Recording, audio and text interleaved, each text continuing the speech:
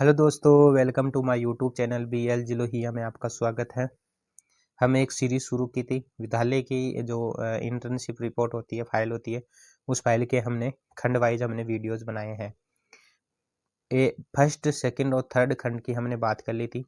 तो अगर आपको पीछे के एक खंड, 2 और 3 नंबर के खंड की अगर आपको फाइल चाहिए, वीडियो चाहिए, तो आपको क्या करना है, प्ले लिस्ट में जा कर के इसी चैनल के प्ले लिस्ट में जाकर के आप यहाँ पे चेकआउट कर सकते हैं और देख सकते हैं। सारे 3 खंड हमने कंप्लीट कर लिए हैं। आज हमारा खंड नंबर 4 है, जो है विद्यालय के प्रशासनिक कार्य में भागीदारी एवं रिपोर्ट तैयार करना। कि विद्यालय का प्रशासनिक कार्य में क्या भागीदारी है, उसका हमने रिपोर्ट तैयार करना है, वो हमें देखना है। तो खंड नंबर 3 की हमने बात कर ली, ये आज खंड नंबर 4 है, तो आप वहाँ पे देख सकते हैं। प्ले लिस्ट में जाकर के सभी वीडियोज आपको मिल जाएंगे। तो इस खंड का मुख्य उद्देश्य क्या है, ये आपको यहाँ पे पढ़ लेना है। अपनी फाइल में ये सेम लिखा होगा। प्रथम कार्य क्या होते हैं, कक्षाओं का आयोजन, ये आप पढ़ लेना, है ना। अब हम बात करेंगे कक्षा का आयोजन। तो फर्स्ट है कि समय सारणी का क्या अर्थ है। तो समय सारणी का क्या अर्थ है, यहाँ पे लिखा हुआ है, या आप देख सकते हैं, नोट कर सकते हैं। और 2 नंबर का पॉइंट ये है कि समय सारणी का महत्व और आपको उद्देश्य बताने क्या है। तो इसमें विद्यालय के विभिन्न क्रियाकलापों के लिए समय निश्चित हो जाता है, जैसे खेल, शिक्षण, परीक्षा, प्रतियोगिताएं, छुट्टियां आदि। समय पर कार्य पूर्ण हो जाता है। शिक्षण अधिगम की प्रक्रिया को बेहतर बनाती है। तो ये आपको ये भी देखना है और नोट कर लेना है। पेज नंबर 25, ठीक है। ये है 26 नंबर के पेज। और 3 नंबर का पॉइंट ये है कि समय सारणी निर्माण के प्रमुख कौशल कौन कौन से हैं। तो प्रत्येक विद्यालय एवं उनके स्थानानुकूल होती है, समय की उपलब्धता होती है, सिद्धांत पर आधारित होते हैं। ये आपको यहाँ पे नोट कर लेना है। 4 नंबर का पॉइंट ये है कि समय सारणी निर्माण की प्रमुख सावधानियां क्या कौन कौन सी होती है, वो यहाँ पे देख लेना है। 5 नंबर का है कि आपके द्वारा सीखे गए समय सारणी का प्रारूप क्या होगा, ठीक है। तो 26 नंबर का ये पेज है। अब हम 27 नंबर के पेज की बात करते हैं कि इनका सारांश क्या निकलता है। वो सारांश ये है, आप नोट कर लेना कि विद्यालय में कठिन विषय के कालांश पहले होने चाहिए। कठिन विषय के कालांश पहले होने चाहिए ताकि बच्चों के जल्द आसानी से समझ आ सके। कठिन विषयों के लिए अतिरिक्त कालांश लगाने चाहिए, जैसे मैथ है, साइंस है। ये 2 ऐसे सब्जेक्ट है जो अध्यापक होते हैं उनको लिखना पड़ता है बोर्ड पे, ठीक है। पूरा सोल्व करवाना पड़ता है, एक एक पर्सन को सोल्व करवाना पड़ता है। तो इनके लिए अतिरिक्त क्लास होनी चाहिए। जैसे विज्ञान में गणित विषयों की समयावधि को बढ़ाना चाहिए, ये सही बात है। शारीरिक शिक्षा जैसे खेल कूद का समय निश्चित किया जाना चाहिए। हाँ, पढ़ाई के साथ साथ खेल एक्टिविटी भी होनी जरूरी है, जो आपको सरकारी स्कूल में ही देखने को मिलती है। प्राइवेट में तो कभी कभी हो जाता है, लेकिन उतना ज़्यादा ध्यान किताबों पे देते हैं, कोर्स पे ध्यान देते हैं। अब हम बात करेंगे द्वितीय कार्य क्या है। रिकॉर्ड और फाइलों का संधारण करना है आपको, है ना। तो रिकॉर्ड का नाम लिखना है यहाँ पे, कौन कौन सी रिकॉर्ड है ना। ये आपको देख लेना है 27 नंबर के पेज पे। और 28 नंबर के पेज में है, सेकंड है, रिकॉर्ड की विद्यालय में महत्ता क्या है। ये नोट कर लेना है, वीडियो को रोक के आपको देख लेना है। 3 नंबर का ये है कि रिकॉर्ड की संधारण प्रक्रिया। रिकॉर्डों का संधारण अत्यंत आवश्यक है। वर्तमान समय में कंप्यूटरों के उपयोग के कारण इनका संधारण आसान हो गया है ना। रिकॉर्डों को बनाना आसान हो गया है, ठीक है। लंबे समय तक ये सुरक्षित भी रख सकते हैं आप डाटा को। विद्यालय के कुछ रिकॉर्ड निम्नलिखित भी हो सकते हैं, जैसे स्कॉलर रजिस्टर है, स्थानांतरण प्रमाण पत्र है, छात्र उपस्थिति पंजिका, जैसे हम कहते हैं ना अटेंडेंस उपस्थिति वाली, पत्र प्राप्ति रजिस्टर है, आकस्मिक अवकाश पंजिका है कि आप अवकाश ले रहे हैं, छुट्टी ले रहे हैं, प्रगति पत्र है, छात्र प्रवेश है, छात्र जो शुरुआत में प्रवेश लेते हैं ना, एडमिशन लेते हैं, उसकी पंजिका आपको करनी है। अध्यापक की उपस्थिति का करना है, पत्र जावक रजिस्टर है, पुस्तक अवदान पंजिका है, और परीक्षा परिणाम है। 28 नंबर के पेज में है, ये आपको ऑलरेडी दे रखा होगा। तो अब हम बात करेंगे, है ना, खंड में महत्वपूर्ण हो जाती है टीसी स्कॉलर रजिस्टर, जिसे कहते हैं स्थानांतरण प्रमाण पत्र, है ना। स्कॉलर रजिस्टर की हम बात करते हैं। ये टीसी आपको मैंने भी विद्यालय में पूछा था सर जी से, लेकिन उन्होंने के डाटा क्या होते हैं आजकल ऑनलाइन होते हैं, तो इसलिए आपको ये मिलते नहीं है। लेकिन इसकी कॉपी अगर आपको मिल जाए, रजिस्टर वगैरह मिल जाए, आपको सुविधा आपके अगर विद्यालय में है तो बहुत अच्छी बात है। वहाँ से आपको एक बच्चे का यहाँ पे नोट कर लेना है। तो हमने यहाँ पे उनके प्रवेश डेट की, उन्होंने किस दिन एडमिशन लिया था और किस दिन वो परित्याग कर रहे हैं, मतलब किस दिन वो टीसी को ले रहे हैं। क्योंकि विद्यालय अगर 8वीं क्लास तक है तो बच्चे 9वीं क्लास पढ़ने के लिए अन्यतर जगह पे जाएंगे ना अध्ययन करने के लिए। क्योंकि 8वीं तक अगर विद्यालय है तो 8वीं क्लास के जो बच्चे हैं उन्होंने पास कर ली है तो वो टीसी लेंगे और अन्यतर अध्ययन के लिए वो जाएंगे दूसरे विद्यालय में। तो वो डेट आपको यहाँ पे लिखनी है, ठीक है। ऊपर आपको क्रमांक लिखने हैं, स्कॉलर नंबर आपको यहाँ पे लिखने हैं। फिर रिकॉर्ड बी में क्या करना है, रिकॉर्ड बी में उनका नाम लिखना है, उस बच्चे का नाम लिखना है, ठीक है। और उनके जन्म डेट लिखनी है, कितना वर्ष हो गया और कितना माह हो गए वे लिखना है। उनके पिता का नाम लिखना है, उनके विद्यालय का नाम लिखना है जिसमें वो अध्ययनरत है, कौन सी क्लास है ये आपको देखना है।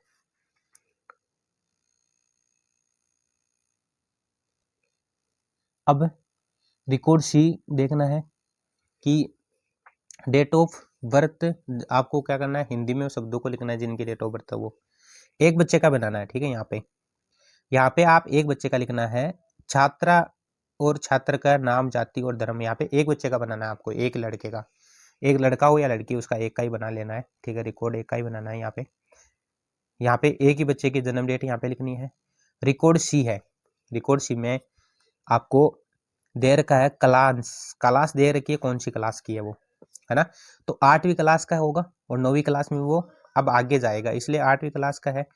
दिनांक वो ये है, कक्षा पास करने की तिथि ये है, और कुल कार्य दिवस कितने दिनों तक उन्होंने विद्यालय में रहा, उपस्थिति कितनी है उनकी, कक्षा में कुल छात्र कितने हैं, उसका स्थान कौन सा है।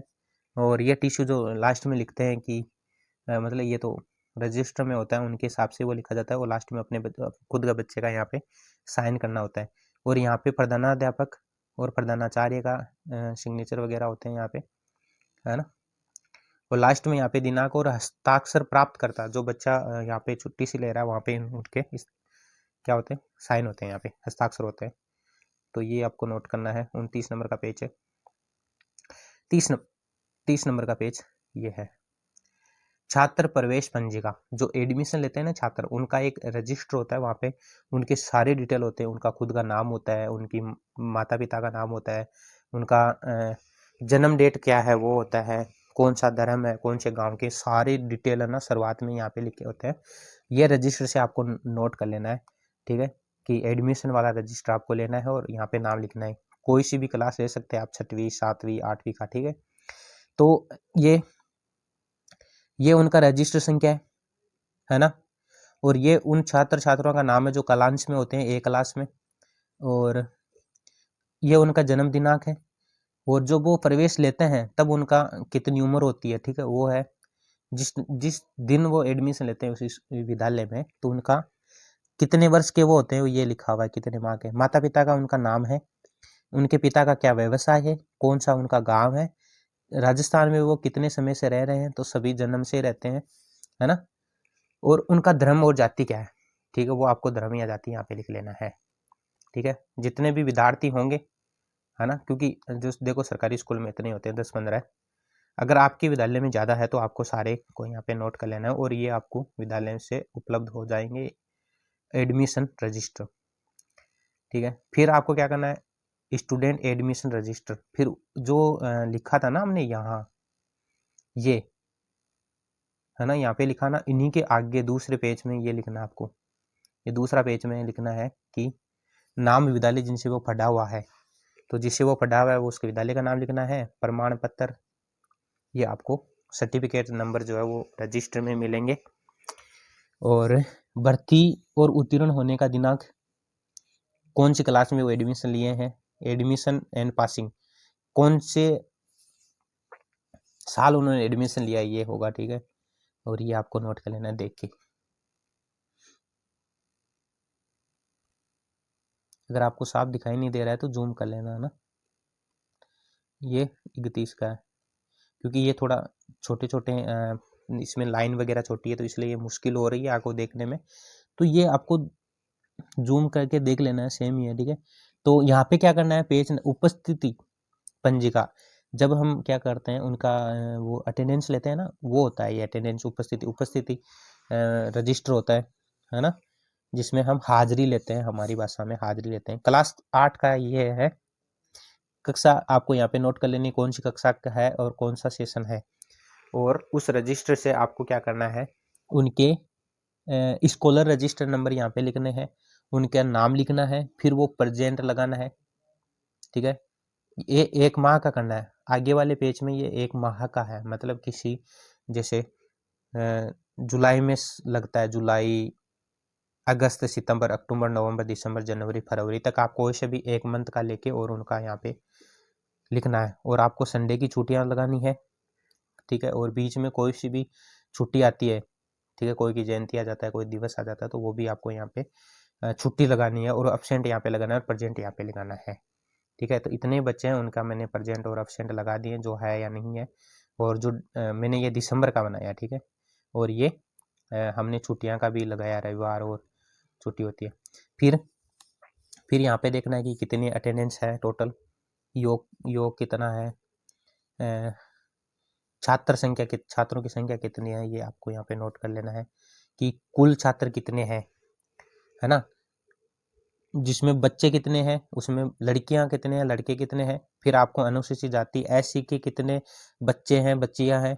ठीक है, फिर एसटी के कितने, अनुसूचित जनजाति के बच्चे और बच्चियां कितना है, पिछड़ी जाति ओबीसी के बच्चे और बच्चियां कितनी है, वो आप यहाँ पे नोट कर लेना है।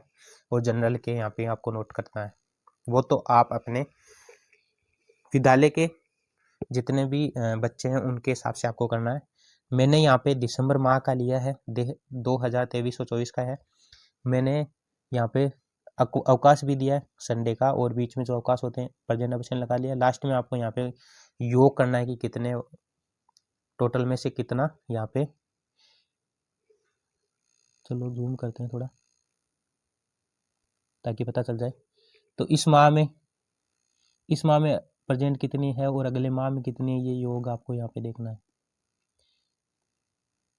है ना, कितने मीटिंग हुई है और कितने बच्चे हैं, ये आपको यहाँ से देख के नोट कर लेना है। फिर आपको करना है, तो टीचर्स वगैरह होते हैं ना, है ना, टीचर्स होते हैं, उनकी अटेंडेंस वाला करना है यहाँ पे।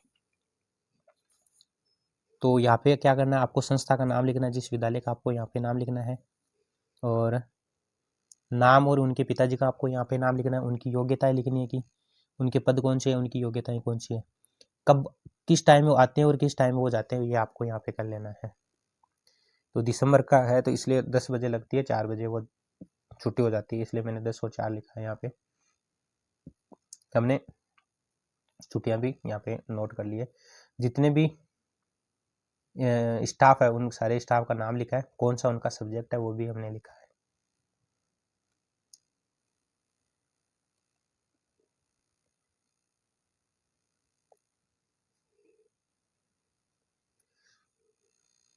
तो ये भी आपको क्या करना है, देख लेना है, ठीक है, उल्टा करके इसमें आना जाना है। दिसंबर माह का हमने लिखा है और सारे किया है, ये नोट कर लेना है। थोड़ा सा ये थोड़ा पेज सीधा है इसलिए आप देख सकते हैं वीडियो फोन को घुमा के।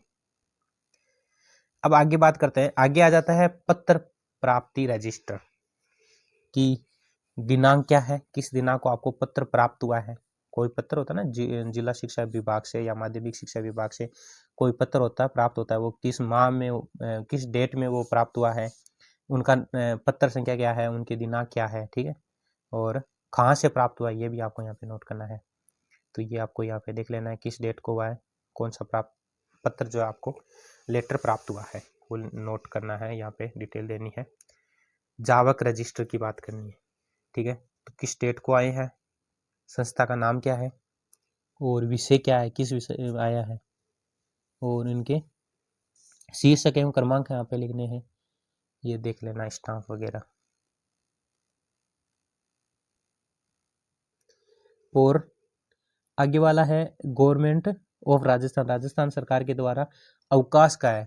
आपको यहाँ पे एक मतलब टीचर लेना है जो अवकाश पे है, उनका नाम लिखना है और उनके कारण लिखने हैं, उनकी डेट लिखनी है कि किस किस दिन उन्होंने अवकाश लिया है और क्या रीज़न क्या है, अवकाश लेने का क्या रीज़न है, कि उसमें निरीक्षक की राय क्या है और अधिकारी की क्या राय है, वो आपको यहाँ पे देखना है, वो सहमत है या नहीं है वो भी देखना है। अब हम बात करते हैं पुस्तक अवदान। जो पुस्तकालय होता है उसमें बच्चे क्या करते हैं, हर 1 मंथ के लिए 2 महीने के लिए क्या करते हैं, एक बुक को लेते हैं और उनको पढ़ते हैं। तो यहाँ पे क्रम संख्या लिखनी है, यहाँ पे दिनांक लिखना है कि किस दिनांक को बच्चे ने ये बुक ली है ना, पुस्तकालय से, और कब उन्होंने ग्रहण की है, ये क्रमांक लिखने हैं। टाइटल देखना है कि उस बुक का नाम क्या है, यंग हुआ, अभियान, बुद्धिमान, कछुआ, चंपा, महापुरुषों के वचन, ये बुक के क्या नाम है, किस बच्चे ने लिया है वो यहाँ पे नाम लेना है, उनका लिखना है, और कालांश क्या है उनकी, है ना, ये उनके सिग्नेचर वगैरह ये सारे इससे देख के आप नोट कर लेना।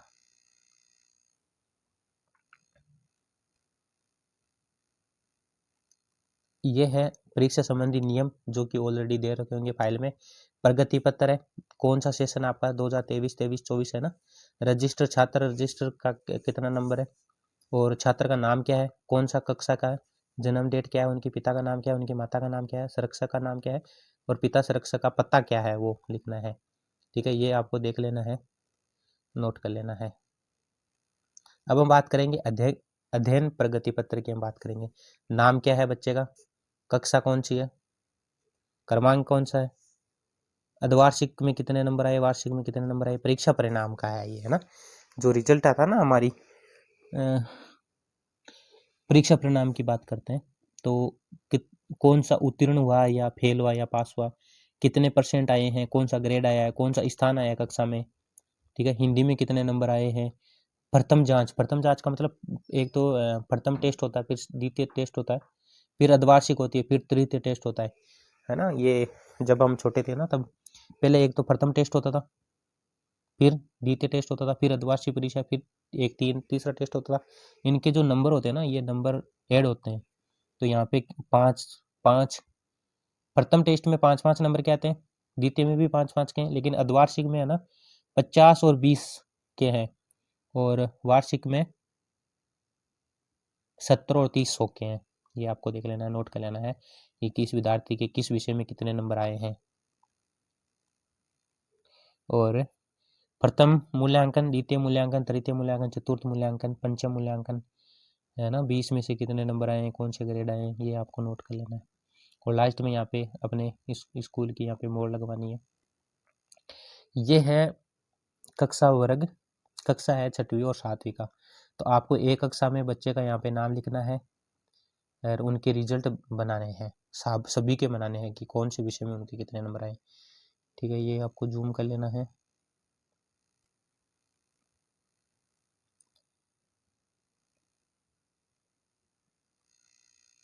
ठीक है, ये देख लेना आप।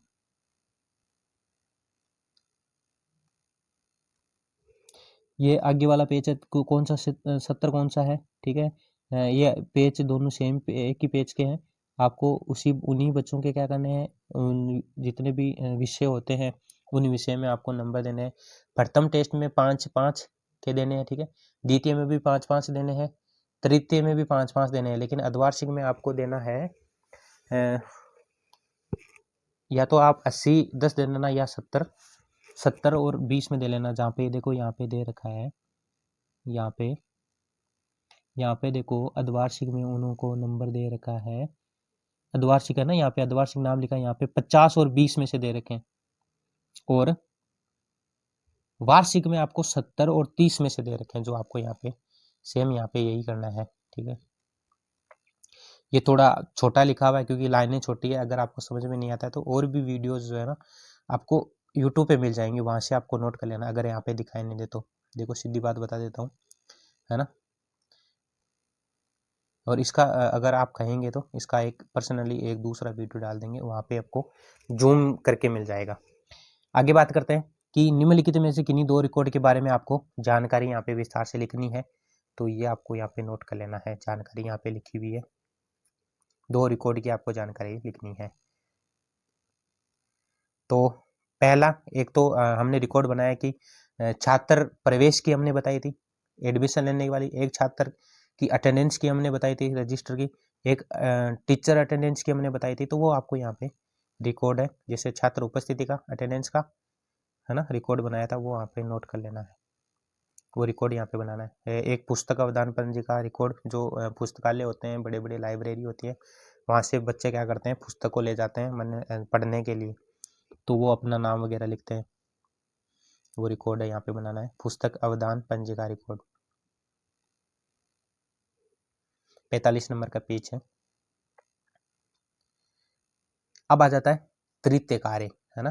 तृतीय कार्य है था mid day meal planning. Mid day meal होती है ना जो बच्चों के इंटरवल में दोपहर के खाने का जो व्यवस्था की जाती है वो मिड डे मील योजना के तहत की जाती है। तो यहाँ पे लिखा हुआ है कि इस योजना का नाम क्या है, तो इस योजना का नाम है मिड डे मील योजना का नाम है। आरंभ कब हुई थी, तो 15 अगस्त 1995 में इनकी आरंभ हुई थी ये योजना 95 में, और 95 में ये विद्यालय में ही आ गई थी। योजना का उद्देश्य है कि सभी छात्रों को पौष्टिक आहार देना, ये उद्देश्य रहता है इस योजना का। और इनका प्रभारी का नाम क्या है वो यहाँ पे आपको देख लेना है, कौन है आपके प्रभारी। और योजना की विद्यालय में क्रियान्वयन, योजना की क्रियाविधि विद्यालय में सुचारू रूप से संचालित होती है। इसमें प्रत्येक विद्यार्थी को इस योजना का लाभ मिलता है। विद्यार्थी को दोपहर में भोजन उपलब्ध कराया जाता है। सारांश क्या है कि मिड डे मील योजना का आरंभ 15 अगस्त 1995 को किया गया था, जिसका मुख्य उद्देश्य था बच्चों को पौष्टिक आहार देना था, भोजन देना था। तो योजना के बारे में विद्यार्थी की राय है कि यह भोजन गरीब बच्चों के लिए अच्छी है। देखो ये गरीब के लिए नहीं है, सभी के लिए है जो सरकारी स्कूल में पढ़ते हैं। चतुर्थ कार्य क्या है, बजट निर्माण। एक बजट होता है, देखो देश के लिए भी एक बजट होता है, राज्य की सरकारें होती है वो भी एक बजट पेश करती है, सरकारी स्कूल में भी एक बजट होता है कि जो पैसे हैं उनको मिलते हैं, उस पैसे से वो क्या क्या करते हैं वो आपको यहाँ पे रिकॉर्ड देना होता है ना, कि कितने पैसे यहाँ पे देने होते हैं, कि क्या क्या वो व्यवस्था करते हैं या नहीं है, वो आगे हम बात करते हैं। तो बजट का निर्माण, बजट का निर्माण क्यों करते हैं कि विद्यालय में आने वाले आय व्यय की जानकारी के लिए बजट का निर्माण किया जाता है। इसमें विद्यालय में होने वाले खर्चों का पता लग सके कि कितना खर्चा है जो विद्यालय में लगता है, उस हिसाब से बजट तैयार किया जाता है। तो इस प्रकार में विद्यालय में आने वाले सभी आय व्यय को सूचीबद्ध करने के लिए बजट का निर्माण किया जाता है। तो बजट की आवश्यकताएं महत्व बताओ। तो बजट निर्माण में बिना हम किसी भी कार्य को सूचीबद्ध नहीं कर सकते। बजट का निर्माण बहुत ही आवश्यक है। बजट निर्माण के माध्यम से हम विद्यालय आय व्यय को आसानी से समझ सकते हैं। ये 2 नंबर का है। 3 नंबर का है कि बजट निर्माण के उद्देश्य क्या है। उद्देश्य है कि विद्यालय के छोटे से छोटे खर्चे व विद्यालय में आने वाले छोटे से छोटे आय का विवरण आसानी से पता चल जाता है। अतः बजट निर्माण के माध्यम से कार्य सरल हो जाते हैं, ये उनका उद्देश्य है। 4 नंबर का है कि बजट निर्माण की विद्यालय में अपनाई जाने वाली प्रक्रिया क्या है। तो प्रधानाध्यापक जी के अनुसार सभी कर्मचारियों के अलग अलग प्रपत्र बनाए जाते हैं, उसी में उनका वेतन भत्ता आदि भी लेखा जोखा होता है। 5 नंबर का क्या सारांश रखता है बजट निर्माण का। तो बजट निर्माण के माध्यम से सभी विद्यार्थियों को सभी अध्यापकों के रिकॉर्ड एक साथ देखने को मिल जाते हैं आपको, जिससे किसी भी आंकड़े को अलग से देखने की समस्या नहीं रहती। बजट निर्माण के माध्यम से विद्यालय की सभी आय व्यय का ब्यौरा तैयार किया जा सकता है और कार्य आसान हो जाता है। अब हम बात करेंगे पंचम कार्य की, हम बात करेंगे कि जो विद्यालय प्रबंधन समिति है, एसएमसी, है ना, स्कूल मैनेजमेंट, हाँ मैनेजमेंट कमेटी होती है ना, कमेटी होती है, हमने गलत बताया था, हमने समिति को काउंसिल बताया था। ठीक है, तो ये आपको पीछे जो हमने 2-3 खंड में हमने बात की थी ना एसएमसी की फुल फॉर्म की, तो वो यहाँ पे देख लेना, हमने गलत बताया, वहाँ पे हमने काउंसिल बताया था लेकिन यहाँ पे थे कमेटी। तो विद्यालय प्रबंधन का क्या अर्थ है, पंचम कार्य क्या अर्थ है उनका। प्रबंधन का अर्थ होता है किसी कार्य को करने की व्यवस्था से है। विद्यालय प्रबंधन का अर्थ है विद्यालय से संबंधित सभी कार्यों को व्यवस्थित व सुचारू रूप से करना, सभी कार्य समय के अनुसार पूर्ण हो सके, ये उनका अर्थ होता है। उनका उद्देश्य क्या होता है, ठीक है, उद्देश्य है, ये उनका उद्देश्य है। 3 नंबर का पॉइंट है कि अवलोकन किए गए विद्यालय की प्रबंधन समिति का विवरण आपको यहाँ पे देखना है। 4 नंबर का पॉइंट है कि विद्यालय प्रबंधन समिति विद्यालय में क्या क्या कार्य करती है, बातचीत से पता लगा, उसका विवरण लिखे, आपको यहाँ पे विवरण लिखना है। 5 नंबर का है कि यदि समिति गठित नहीं हुई तो शाला प्रधान विद्यालय प्रबंधन कैसे करते हैं। तो शाला में एसडीएमसी गठित है, अन्यथा प्रधान महोदय जी समय सारणी पर करते हैं। ठीक है, ये क्या है, ये समिति क्या है, गठित है। तो 6 नंबर का है पॉइंट है कि क्या आप विद्यालय में कार्यरत है, उसकी विद्यालय प्रबंधन समिति के सदस्य हैं? यदि हाँ, तो आप किस रूप में कार्य कर रहे हैं? तो अगर है तो आपको क्या करना है, विवरण देना है। तो नहीं, मैं जिस विद्यालय में कार्यरत हूँ उस विद्यालय की प्रबंध समिति का सदस्य नहीं हूँ। तो नहीं है तो आपको विवरण देने की जरूरत नहीं है, अगर है तभी आपको विवरण देना है ना। और ये कह रहा है कि आप जिस विद्यालय में इंटर्नशिप कर रहे हैं उस विद्यालय में यदि प्रबंधन समिति कार्यरत नहीं है, तो ये कह रहा नहीं है तो आपको विवरण दे रहा है, लेकिन यहाँ पे गठित है, SDMC बेस क्या है, गठित है। सारांश क्या निकलता है, जो समस्त विवरण में विद्यालय प्रबंधन समिति का महत्व है, जिनके माध्यम से विद्यालय के समस्त कार्यों को व्यवस्थित और सुचारू रूप से किया जा सके, सभी कार्य समय के आधार पर पूर्ण हो जाते हैं। इसके द्वारा अलग अलग कार्य अलग अलग भागों में बांटा जाता है, ये आपको नोट करना है।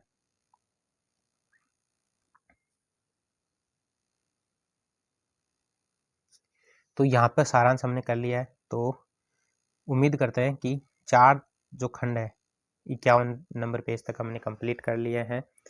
तो उम्मीद करता हूँ कि आपने खंड नंबर 4 के जितने भी है सारे देख लिए होंगे। और थोड़ी प्रॉब्लम आपको हो सकती है, टीसी में हो सकती है, और जो अटेंडेंस वाली है उनमें थोड़ी प्रॉब्लम हो सकती है, या थोड़ी बहुत जो हमने परिणाम किया था ना, एक कक्षा का पूरा परिणाम किया था कि सब्जेक्ट में कितने नंबर आए, तो वहाँ पे थोड़ी प्रॉब्लम हो सकती है। तो वो प्रॉब्लम आपको, सीधी सी बात ये है कि आप यूट्यूब पे जाना है, कोई भी मतलब जूम करके कोई वीडियो डाल रखा है तो वहाँ पे आप देख सकते हैं, वहाँ पे नोट कर सकते हैं। बेशक अगर यहाँ पे आपको दिखाई नहीं दे रहा है तो, क्योंकि छोटी छोटी लाइनें में उसमें छोटे छोटे लिखे हुए हैं। हाँ, मुझे भी पता है यार दिखाई नहीं देंगे, तो आप यूट्यूब पे जाके और पर्सनली जो रिजल्ट वाला है, परिणाम वाला, वो आप देख सकते हैं। आपको शॉर्ट वीडियो में आपको वहाँ पे मिल जाएंगे। ठीक है, धन्यवाद।